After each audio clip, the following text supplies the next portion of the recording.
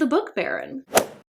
Welcome in, everybody. Can you believe it? We're at the end of the year. Oh, goodness. You didn't just see that. I'm so excited to be wrapping up the best reads of the year. I had such a hard time putting this video together and selecting which books really were the peak.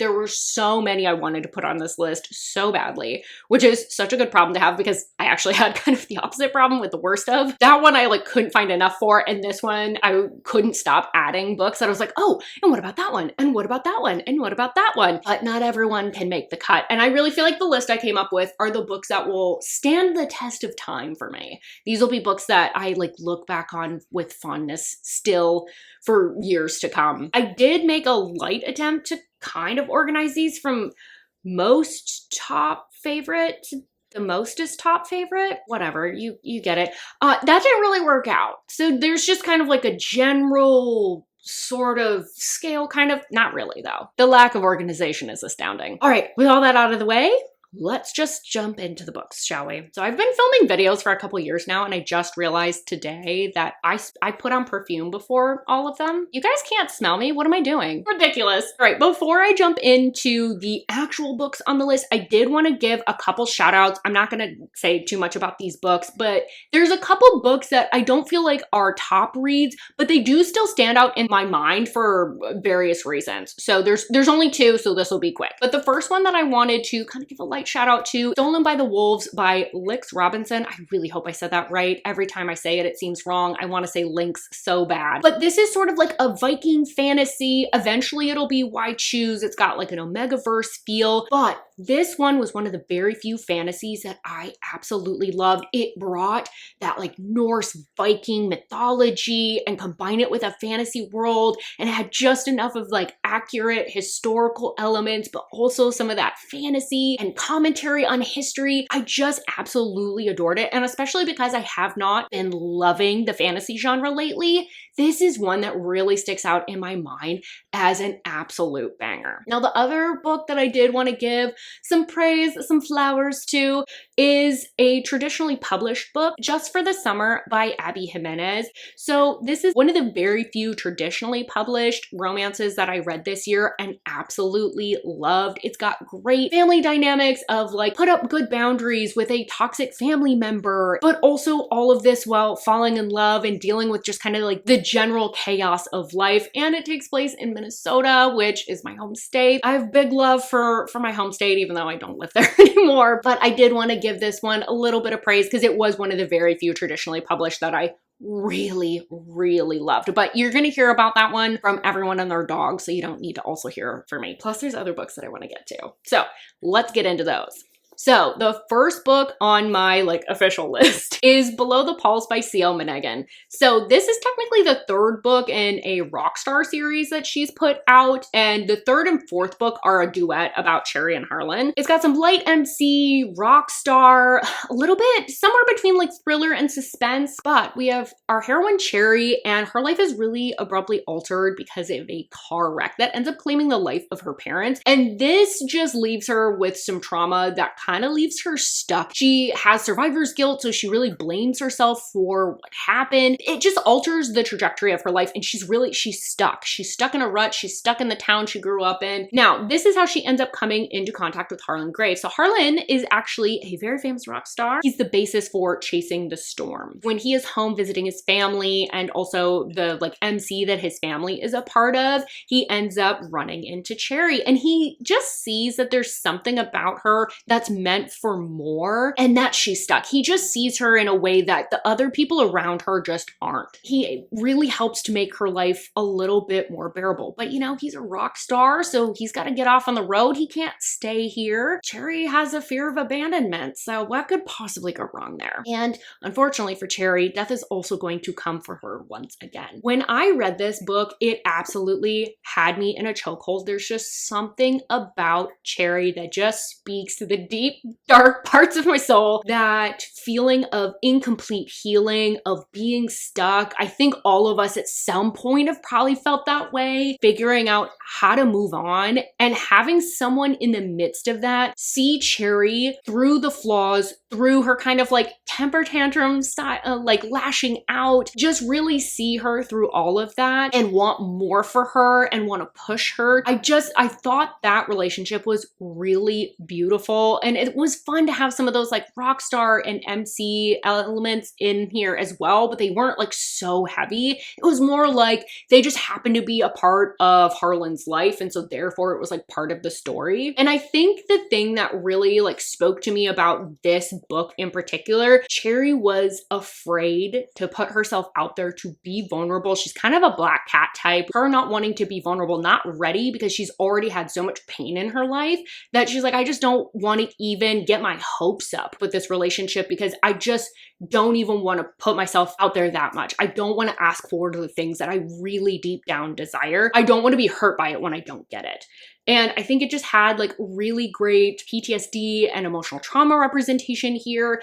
And I think that the author does a really spectacular job of very, very concisely explaining body language or body positioning in this way that you feel like you get some insight into like the nonverbals of conversations without there having to be like an over explanation or like the characters reading too much into it. It's just that like little extra touch that I felt like really elevated this from like a good book to a great book. I'm gonna say all this. I didn't adore the second book in the same way that I loved this book, but it's still a really fantastic duet. All right, next up is one from an absolute new favorite author. I kept going back to her books again and again this year, and it's Melina Mackay, The Head Mistress. This is part of like an interconnected duet. So one of the books is from one character's perspective, and then Magdalene Knox is from the other character's perspective. So it's like kind of a duet, but it's a sapphic contemporary, and there's like a little bit of a mystery going on. So we have Sam. She's like our primary heroine for this book. So she is a teacher at this private boarding school that's on this island. It used to be really elite, but in more recent years, they haven't really won the awards that they usually do. It's just not as prestigious as it once was.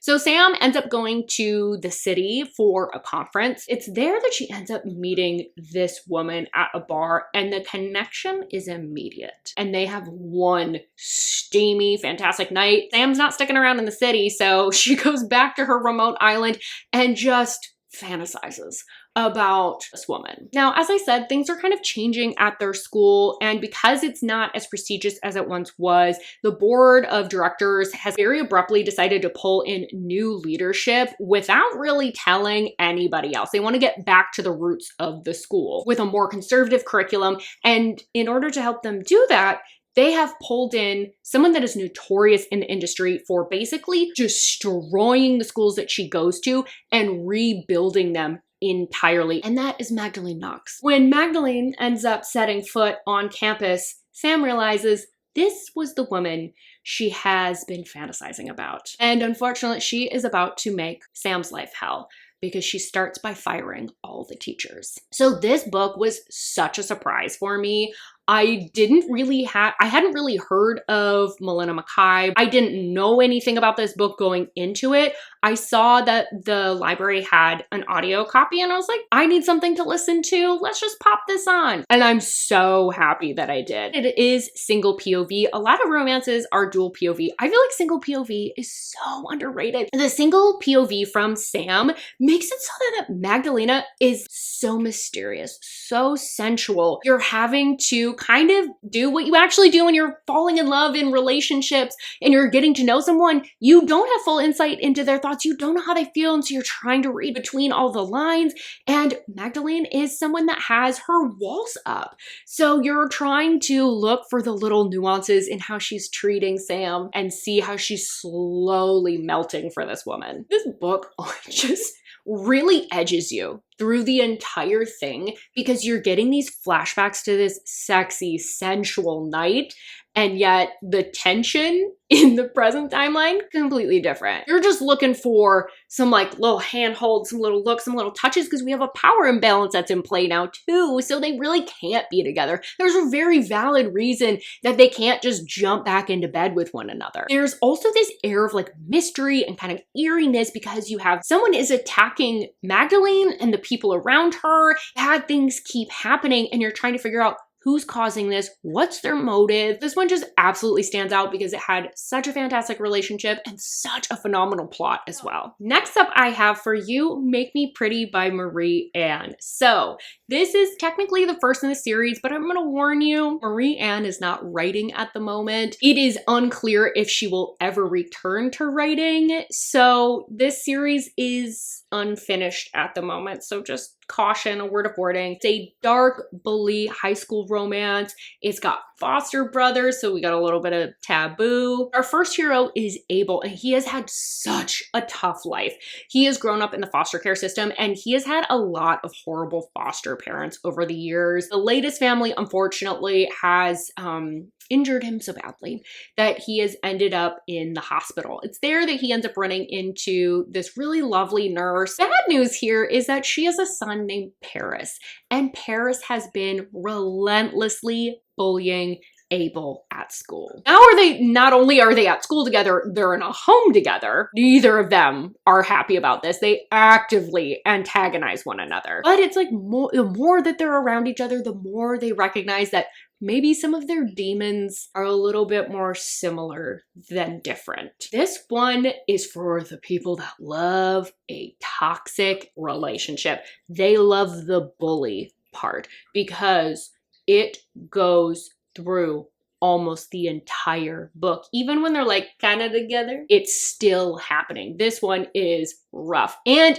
it also goes very, very hard on the kink aspects, so just be forewarned that that is an element here. They end up doing some really, really messed up stuff to each other. They also have some really tough backstories, so there's a lot with this that's quite heavy feeling, but I just love Abel's character. He's such a unique character, truly one of the most unique characters I think I've read in a while. And I don't want to like overblow that or be too hyperbolic, but he really is someone who is discovering themselves and has their walls up and has not experienced love. And that makes him relate to people in a completely different way than he would be if he had had those examples, especially towards the end. You realize there's a lot more to him than what he initially presents. I think one of the wildest parts with this book, with the bullying, is that sometimes you're kind of like, oh no, I think that went too far. And then you get the perspective of the other guy and you realize, oh, he wanted that. He antagonized him intentionally to get that because both of them are kind of desperate for attention and validation, and they go about it in some kind of messed up ways. But because they start out so antagonistic, getting even little moments where they're kind of conceding that they like each other or having little caring moments feel really hard fought, really hard earned, especially because there's so much self-loathing that both of them are dealing with. A lot of their actions are driven by their own self-hatred and seeing themselves in the other person. I really, really hope that Anne-Marie comes back to writing because this does leave off on a pretty wicked cliffhanger, but it's so good even with the story as it stands that I had to put it on my list. So next up, I have The Torment Duet by Dylan Page. But I'm gonna be honest, it's mostly book 2 that I wanna talk about. This is about like a 1% MC. It's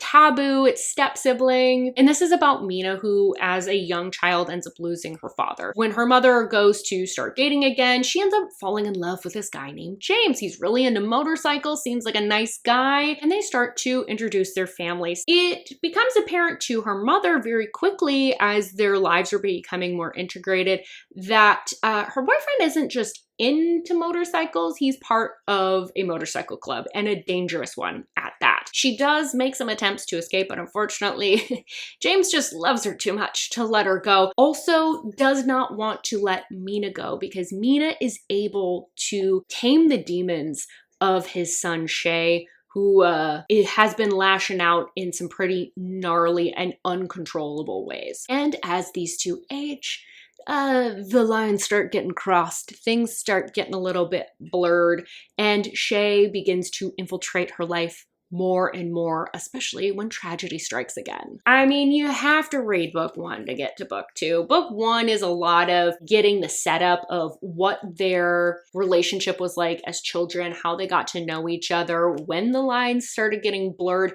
and having some more tender moments so that the pain in this book is better understood. This is such a slow slide into the deep darkness of it and the emotions that it almost kind of catches you off guard. This first book, vast majority of it, I was like, I don't know, I feel like this kind of reads like a typical age gap MC romance. And then by the end of it, I was like, oh, we're going some twisted places. And then we got into this one, I was like, oh no, it's deep dark over here. I think that this just has such a really spectacular example of manipulation and control, the cycle that women might find themselves in that keep them trapped, and the love that they sometimes will have because they have had good moments with the person that is controlling them, and kind of vacillating between that frustration and wanting to get out, you know, because they don't have a support system when he gets angry because he's like, look at all these nice things I've done for you. How dare you not appreciate me? And then the self-loathing sets in, and then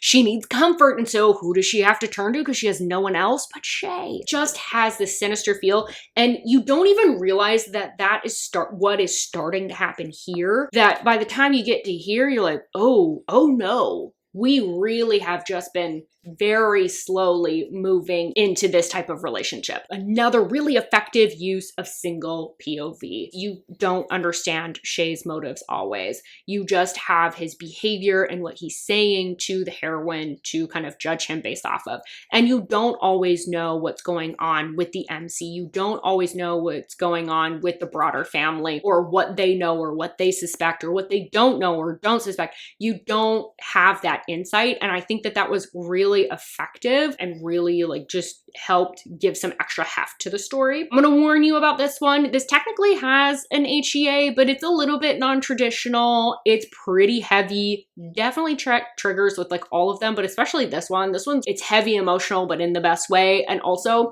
I will say the ending does fit the book, so it's not like that it's non-traditional for the sake of it.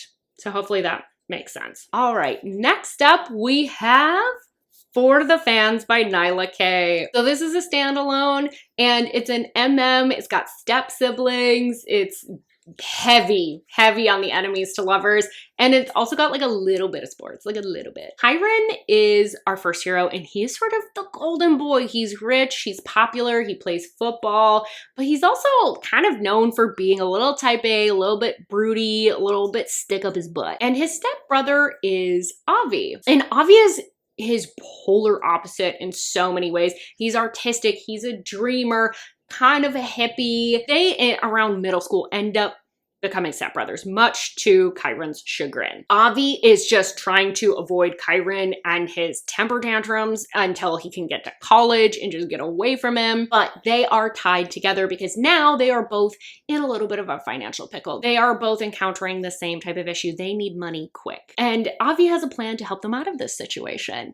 They're gonna become cam boys. This was a book that was on my priority reads for the year. It was one of those that I heard nothing but good things, but it's so thick that I had a hard time committing to it. So Nikki from Nikki and Bookland finally really peer pressured me when we were doing a collab to read it, and I'm so happy she did. This book is, it's so hot.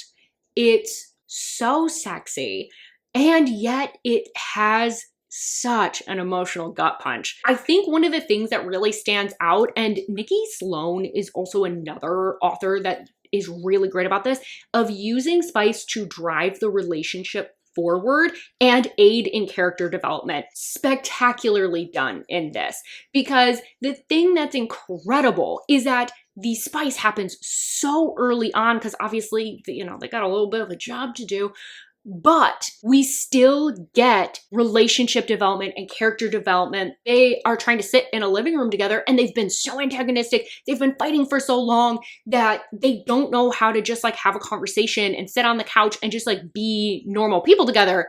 But they can get down and nasty together. When the relationship finally does blossom into something more, the beautiful firsts that they have together, the discoveries they make, the way they stand up for one another. And the thing about the third act in particular was that you kind of got what you thought was going to be the main conflict. And you're like, oh, whew, we survived that. Ouch, that kind of hurt. And then she kind of comes in with a little bit more and you're like, you're kind of hurting me here. And then she kind of keeps going in, but the ending is beautiful, beautiful. They build this magnificent life together. These two are soulmates. These two are soulmates. There's no other options. I kind of forced one of my guy friends to read this because I was like, I need to know your thoughts on it.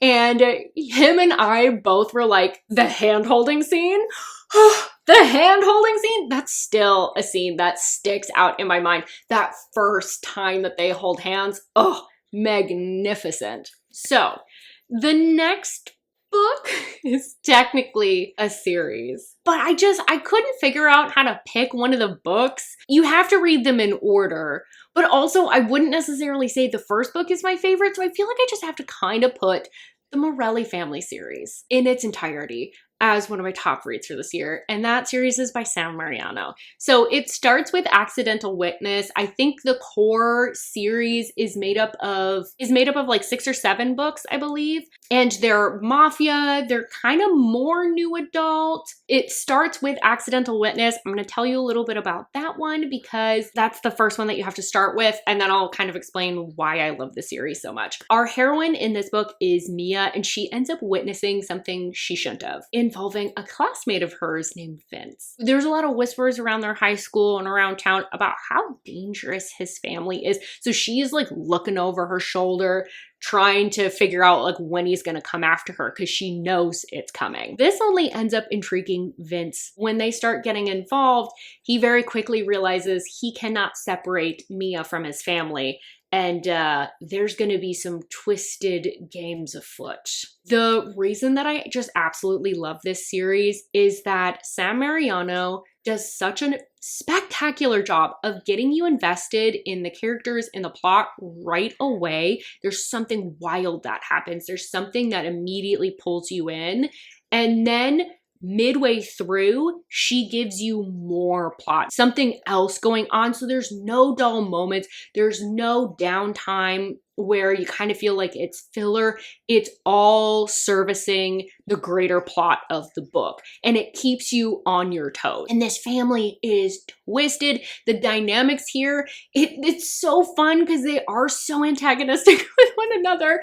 They manipulate one another. There's always mind games going on. You never know who to trust, whether something's a test, whether something is for real. You just have no idea, and it really keeps you engaged. The thing that I loved about this, although this started off as each couple kind of getting their own book, there is like a twisted like love triangle, quadrangle kind of that emerges out of this. They end up getting their own books like later on in the series because like, trust me, these will be your favorites. And it just gets messier and messier and messier the further you get in. It's so addictive because those family dynamics are just so bonkers. This was the series that pulled me out of my slump, honestly. If it had not been for this series, I don't know that I would have pulled out of my slump as quickly as I did, because that was a prolonged one, let me tell you. And it just made me love Sam Mariano as an author too. So the next one that I have for you is Ecstasy by KV Rose. So this is a love triangle, and it is toxic. There's drug use, there's drama. So we have 3 players here. We have Zara, Eli, and Alex. They all go to college together, and they're kind of on this destructive path. They all party together, and in fact, Zara and Alex have dated on and off, and when we meet up with them, they are off again. Zara is supposed to be sober. She's gone to rehab previously, but she's back to her party girl ways, unfortunately, which are contributing to some of the issues that she's having with Alex.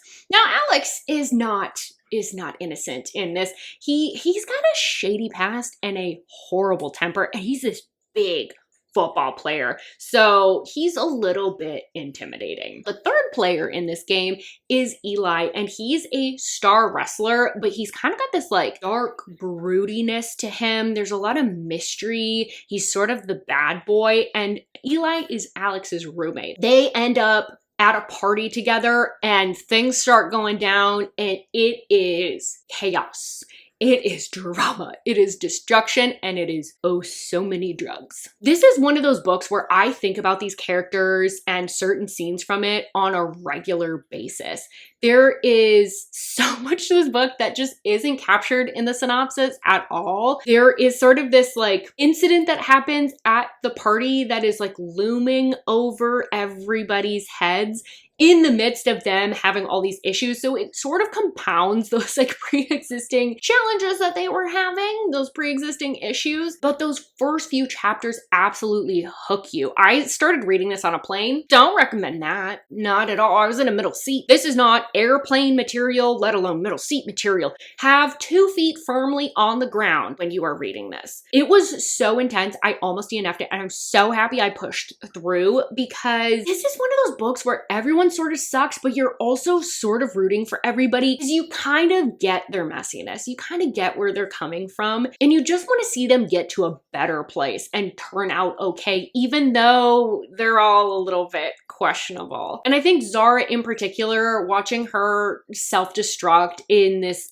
kind of wild way, she has such an amazing character arc. Her kind of character development, I feel like really just pushes the story forward. I really had a lot of empathy for Zara. There was a lot with her character that I think made me empathize with certain people in my life more than I would have previously.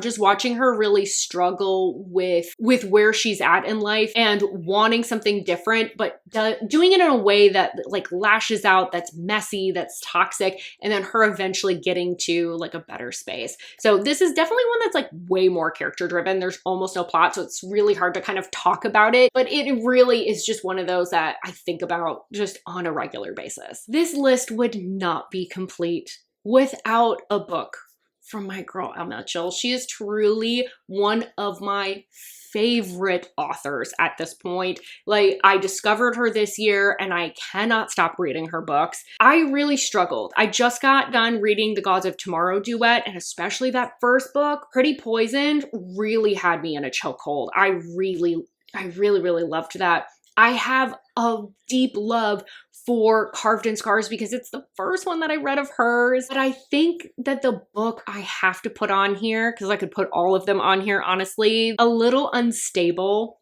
has to be my favorite. This is what I like to call realistically toxic. There's bullying, and it's more of a new adult kind of college age romance. This is about Mila and Tristan, and Mila ends up moving in next door to Tristan in around high school age. So they end up being neighbors, and the good news is that they hit it off pretty immediately when they first meet. And it's exciting for Mila because she's never really found like a place to land officially, and so finding a place where she kind of feels like she fits in is really exciting for her. But unfortunately, her and Tristan end up having a pretty spectacular falling out, and it leads to a pretty sour relationship between the two. This ends up being remedied because Tristan ends up moving away, which is great because he really felt suffocated by the hometown. He did not like it at all.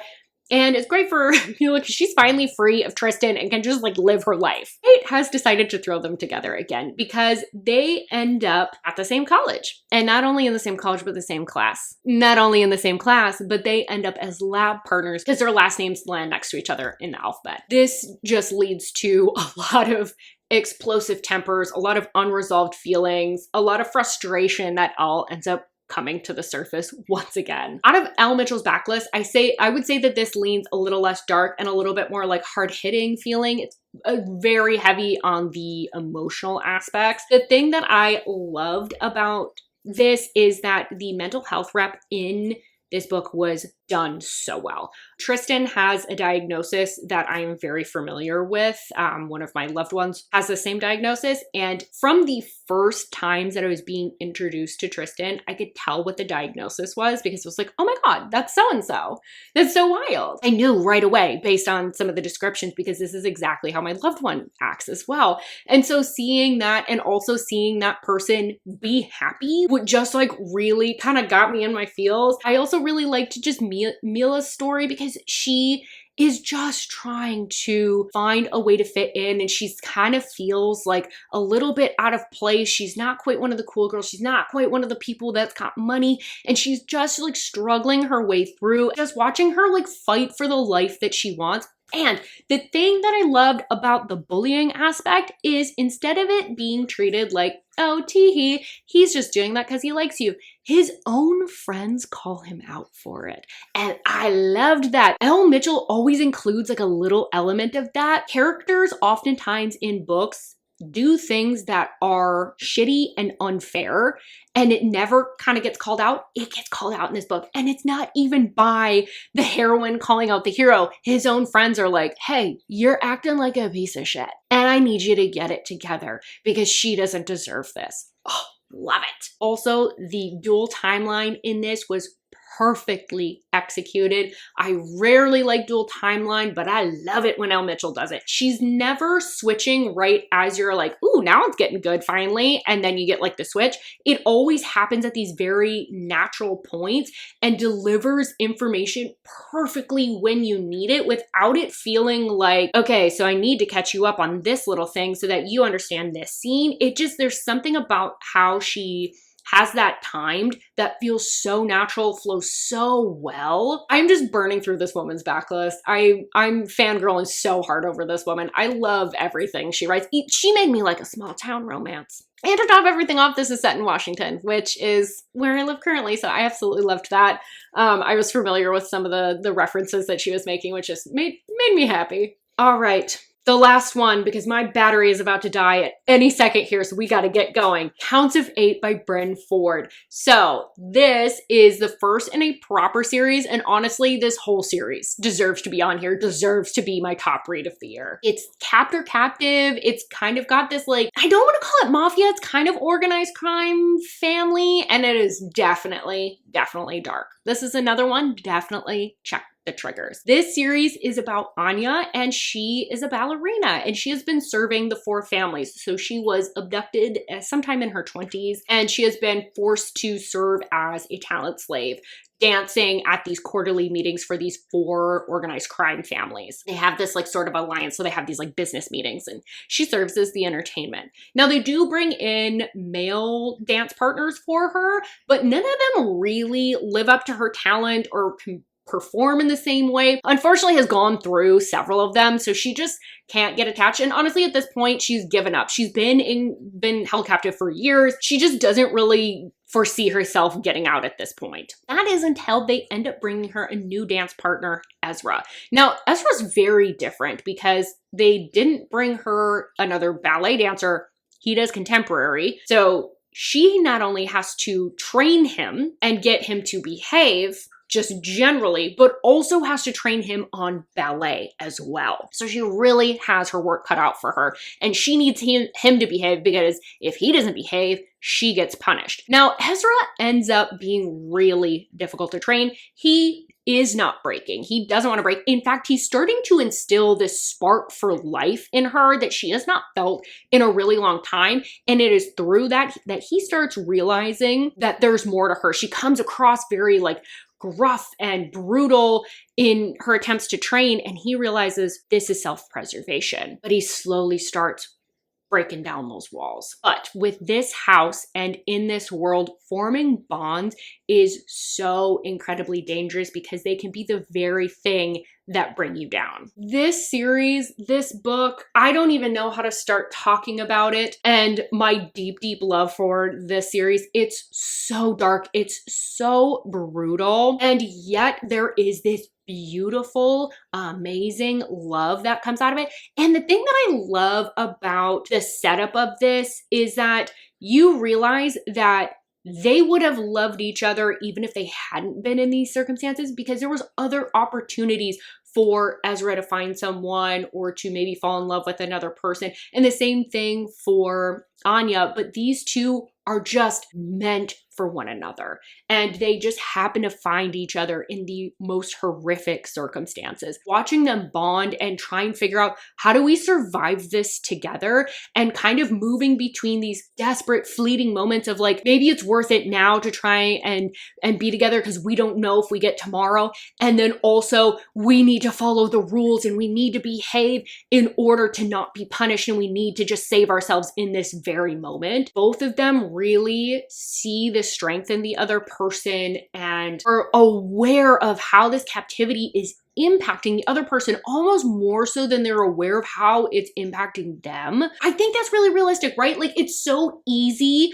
for us to see something in another person versus see it in ourselves. And I felt like that was so expertly done here. The cliffhangers on this are heart-wrenching. It constantly keeps you on your toes. You never know where this series is going. And yet through it all, these two are fighting to be together. They are going to get their HEA. It was so beautiful and so dark, and I just adore this series with every fiber of my being. And I have to give a little shout out to Lynn's romance library, because she went to a signing with Bryn Ford and got me book plates for this series. I was just so touched by that. But I'm so excited to get my hands on copies of these books. I haven't pulled the trigger yet. All right, I've been filming for an hour. I don't know how I'm gonna edit this down, but those are all of my top reads for the year. I don't know how I filmed all of that and kept my energy up. My deep, deep love for all these books is what kept me going. But I would love to hear from you if you have read any of these books. What are your thoughts on them? Did you love them as much as I did? Do you have a differing opinion? We've all got different tastes, so I'd love to hear what yours is regardless. I would also really love to hear what your top read or top couple reads of the year were.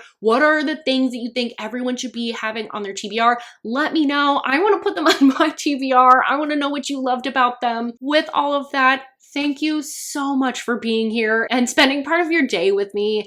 Don't forget to like this video if you did end up liking it. And don't forget to subscribe if you want more content from me. And I can't wait to see you on my next video. Bye-bye.